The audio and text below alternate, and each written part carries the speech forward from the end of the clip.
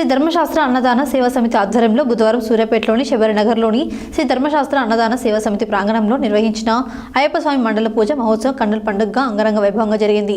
సూర్యాపేట జిల్లా DRDO PD సుందరి కిరణ్ కుమార్, సేవా సమితి అధ్యక్షులు ఎర్రంశెట్టి ఉపేందర్, చిత్తలూరు కోటేశ్వరరావు దంపతులు అయ్యప్పకు పంచామృత అభిషేకాలు, ప్రత్యేక పూజలు నిర్వహించి మాలధారణ స్వాములకు అన్నదాన వితరణ చేశారు.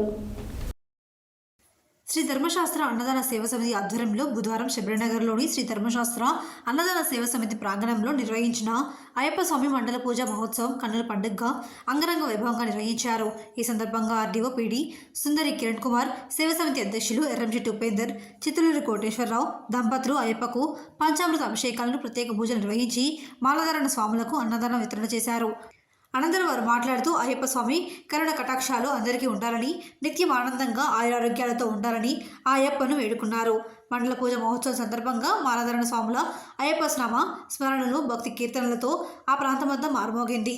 ఈ కార్యక్రమంలో శ్రీ ధర్మశాస్త్ర అన్నదాన సేవా సమితి నిర్వాహకులు వేబడి పురుషోత్తం, అంతరి విజయ్, గురుస్వామి, రాచకొండ దేవయ్య, రాచకొండ కృష్ణ, చేకూరి కృష్ణ, పిట్టల ఉపేందర్, శ్రీనాథ్, పోకల విక్రమ్ తదితర మాలధారణ స్వాములు పెద్ద ఎత్తున భక్తులు పాల్గొన్నారు.